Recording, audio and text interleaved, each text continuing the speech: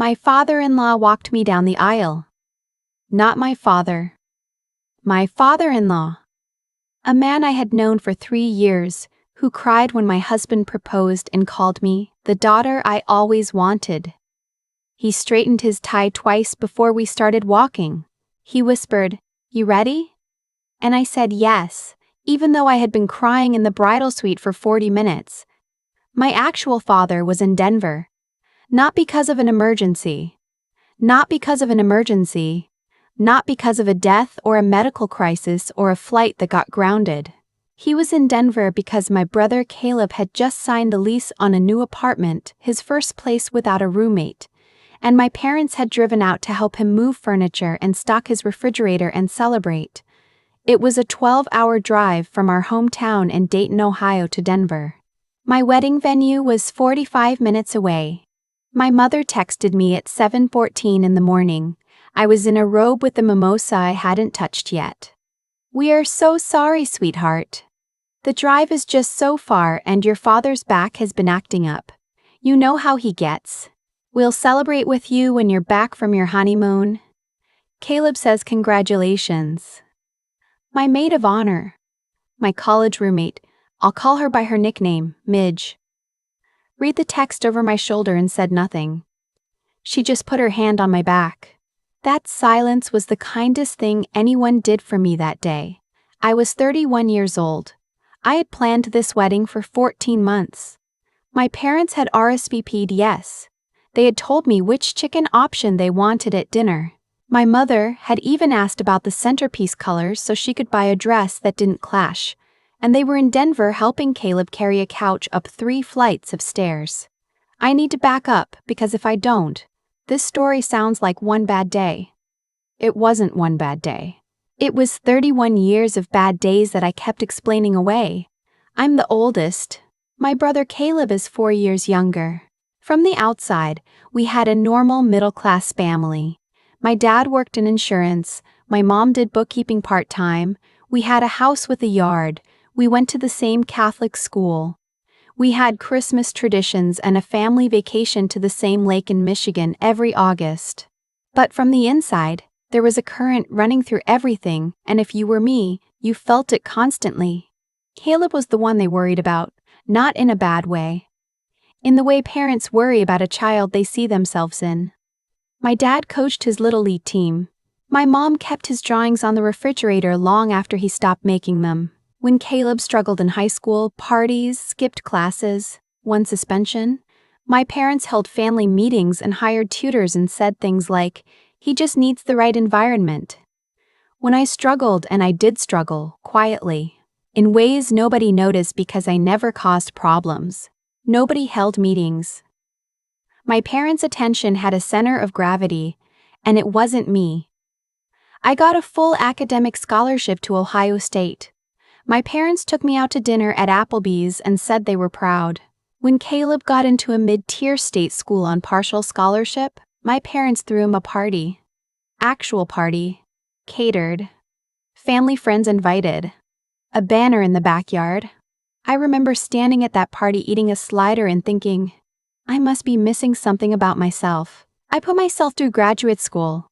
My parents helped Caleb with his rent for 2 years after he graduated because entry-level salaries are brutal. I was paying off $47,000 in student loans on an entry-level salary. Nobody offered me anything. I didn't ask. I had learned not to expect. My husband. I'll call him by what I call him at home, which is just my husband. Because that's all that matters here.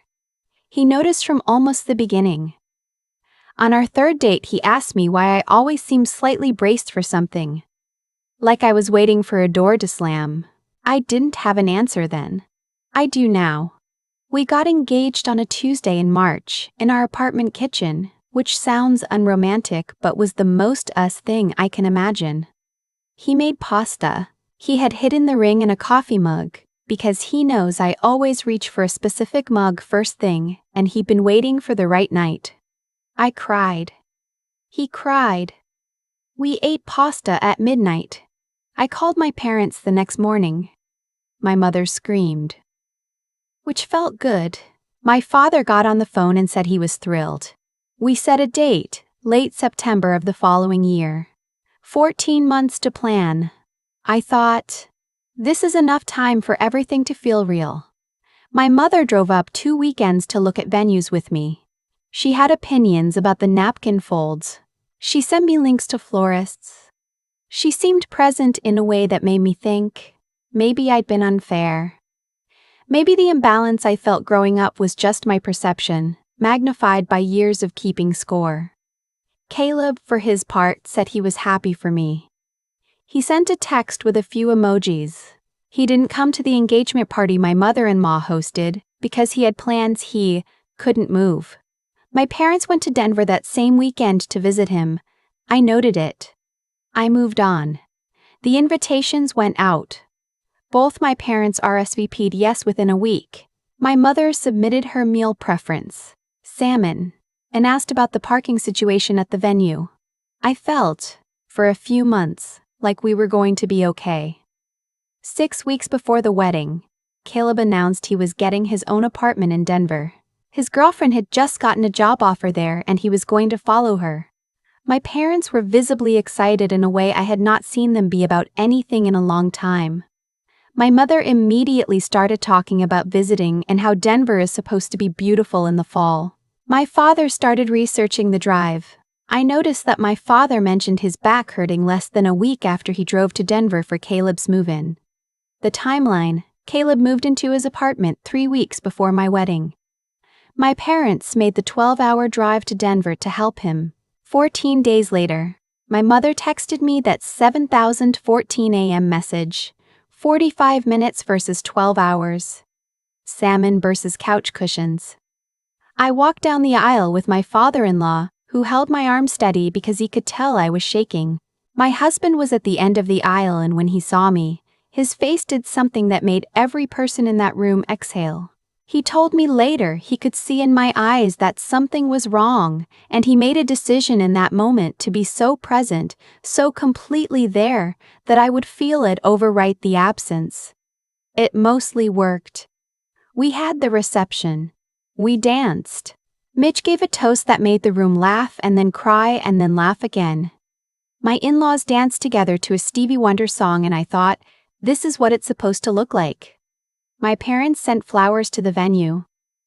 They arrived at 4 p.m., 2 hours after the ceremony had already ended. My husband knew about the flowers before I did. He intercepted them with a look on his face I recognized. The careful look he gets when he's deciding how much to say and when. He didn't tell me until we were in the car to the airport for our honeymoon. I laughed, which surprised both of us. Sometimes your body doesn't know what else to do.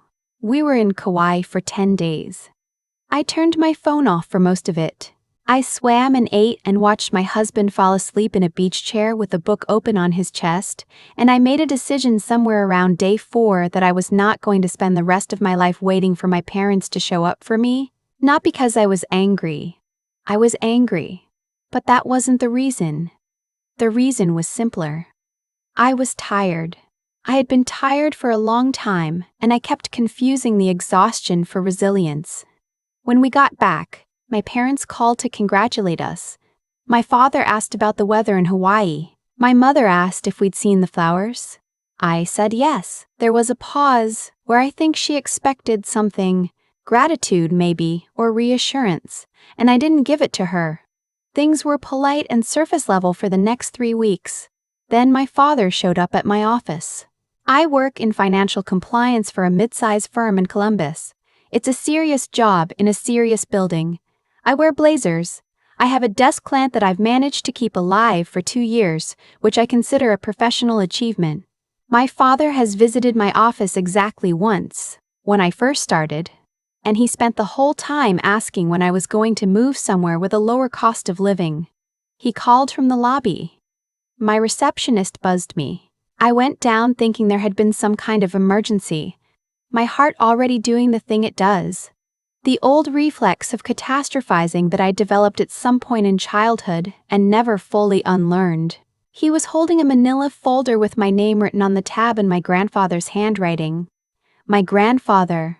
My mother's father. had died 4 years earlier.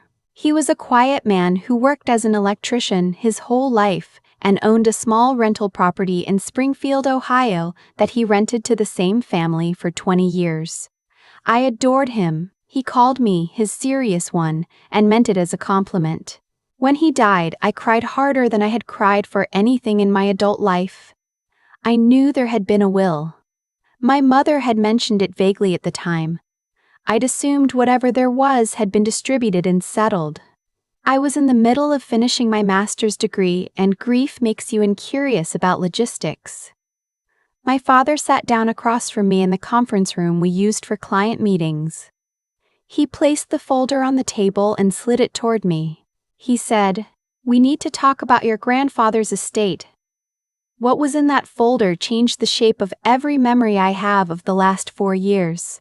My grandfather had left the Springfield rental property to me. Specifically, in the will, which my parents had been the administrators of, it was held in a trust with me as the sole beneficiary, with the condition that the property be managed by my parents until I turned 32, which was 8 months away.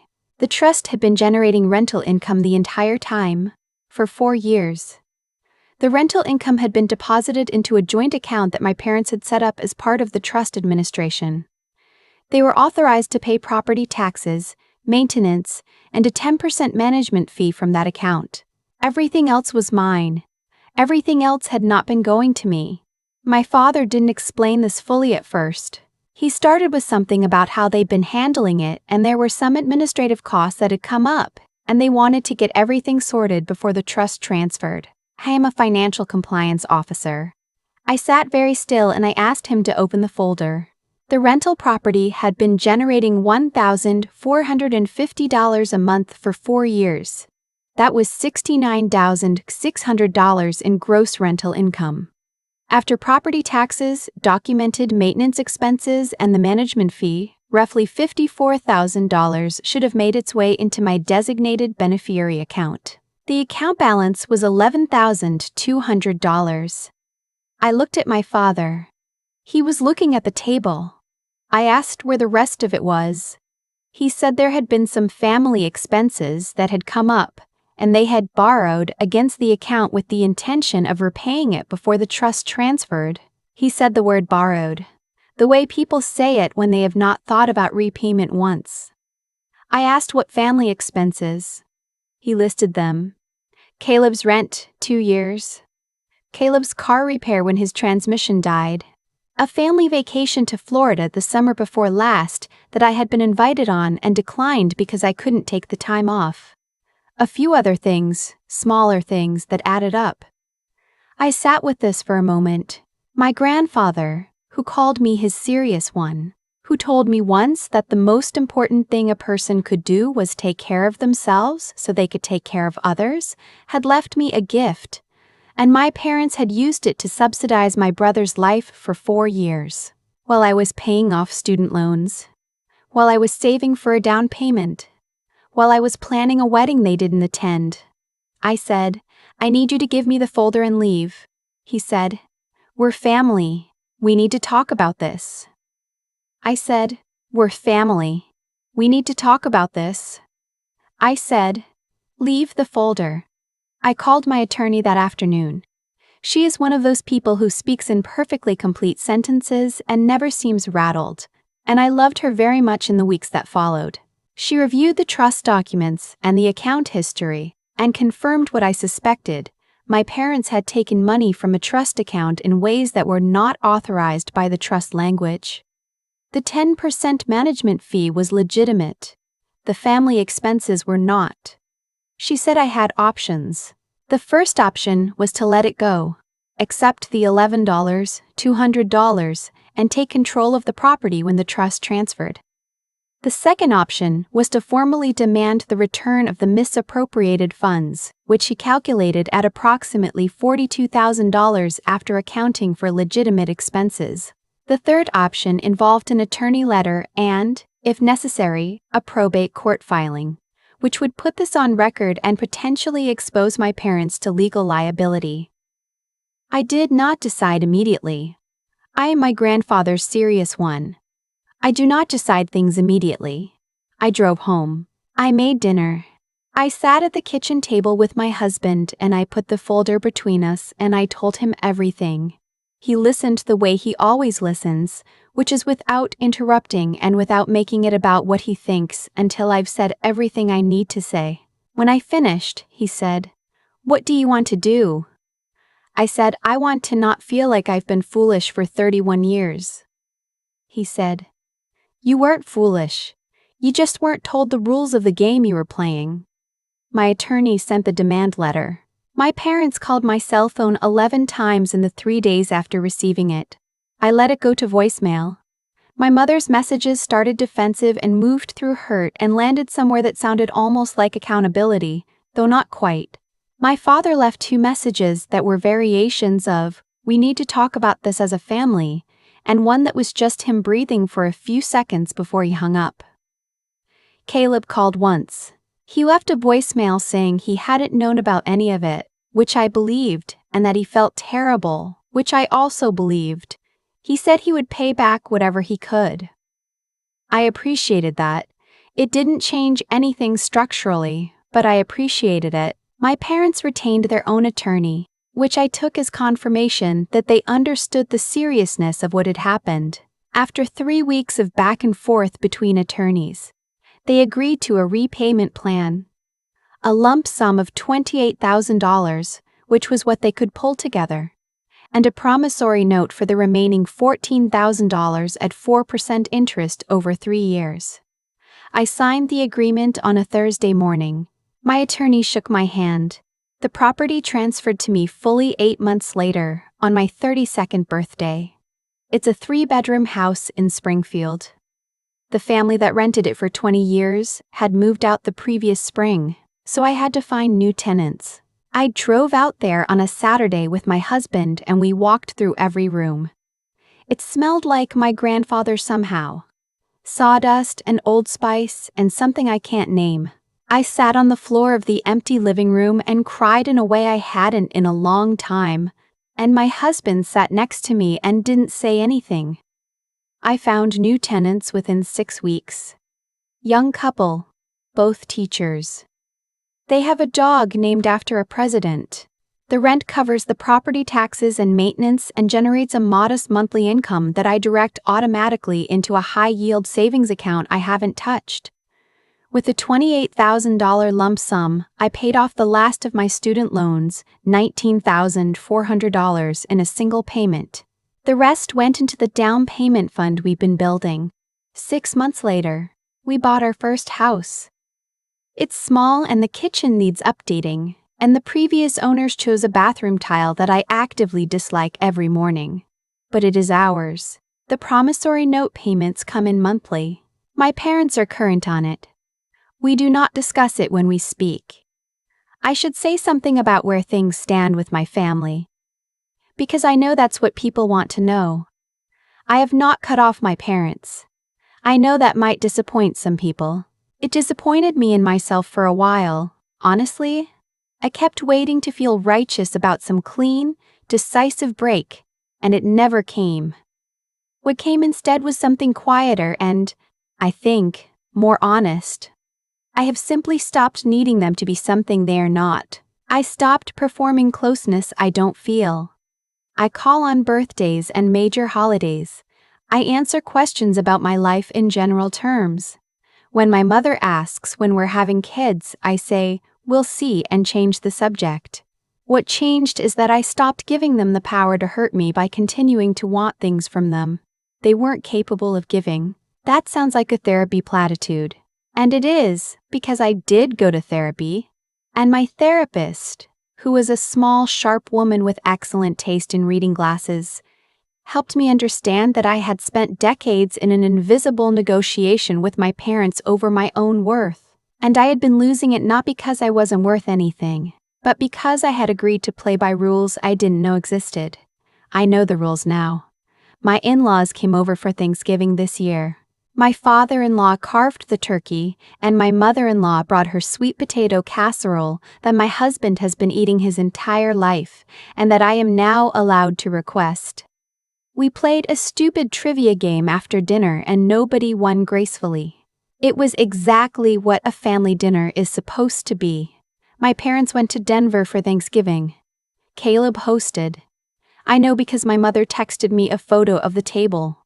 I looked at it for a moment. I typed back a heart emoji and set my phone face down on the counter and went back to the trivia game. I wasn't sad. That surprised me. Or maybe it didn't.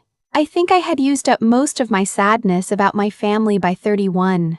Standing in a bridal suite with a mimosa I couldn't drink. Reading a text about a couch in Denver. My grandfather's ring, a plain gold band he wore for 50 years, was supposed to go to my mother's jewelry box and eventually, she'd said to me. I asked my mother about it at Christmas the year after the legal settlement. She got quiet and said she'd have to look for it. I have not asked again. Some things you learn to let go of, and some things you learn to hold differently, and sometimes you can't tell the difference until later. What I have kept is the folder. It sits in the filing cabinet in my home office, behind the mortgage documents and the insurance policies. My grandfather's handwriting on the tab. His version of leaving me something. Of reaching across 4 years and a lot of silence and saying, I saw you. I thought about you. Here. I think about him when the rental income notification hits my phone on the 1st of every month. I think about the family that had lived in his house for 20 years, paying faithfully, maintaining the relationship he'd built with them. I think about what it means to be someone people can count on. What it costs, what it returns. I think I know now. I think I'm becoming that person. My husband says I've seemed less braced lately. Less like I'm waiting for the door to slam. He said it one morning over coffee, and I didn't know what to say. So I just held on to the mug. Not my usual one, a different one. One we bought together at a farmer's market in Kauai. And I said, yeah, I think so. The door's mine now. I decide when it opens. I've thought a lot about cause and effect since all of this happened. Not in an abstract way, in the specific, granular way you think about things when you've spent 31 years absorbing the consequences of other people's choices and finally had to reckon with your own. Here's what I know. My parents didn't wake up one day and decide to deplete a trust account that belonged to their daughter. It happened the way most damage happens, gradually, through 100 small decisions that each felt justifiable in the moment. Caleb needed rent. The car needed fixing. The Florida trip was a good deal. And I was fine, wasn't I? I always seemed fine. I had a job and a plan and I didn't ask for things, so they assumed I didn't need them. That assumption cost me $42,000 and 31 years of wondering what I was missing. But here's the other thing I know. The assumption didn't form in a vacuum. It formed because I had spent my whole life confirming it. I didn't ask. I didn't push back. I paid off my loans quietly and I congratulated Caleb at his party, and I planned a wedding, and sent RSVPs and made seating charts, and I waited, somewhere underneath all of it, for someone to notice that I was doing all of this alone. Nobody noticed. That's not because they were all monsters. It's because I had made myself very easy not to notice. The intelligence I'm most proud of developing isn't the kind that got me through compliance certifications or contract negotiations. It's the quieter kind, learning to see clearly. Learning to look at a pattern of behavior across decades and call it what it is, not what I wished it were. That took longer than anything else. It took my father sitting across from me in a conference room with a manila folder and a look on his face that I recognized, finally, as guilt. Not grief, guilt, and knowing the difference. The resilience part. That one I had already. You develop it when you have to. What I had to learn was that resilience isn't the same as tolerance. I'd been tolerating things and calling it strength for years.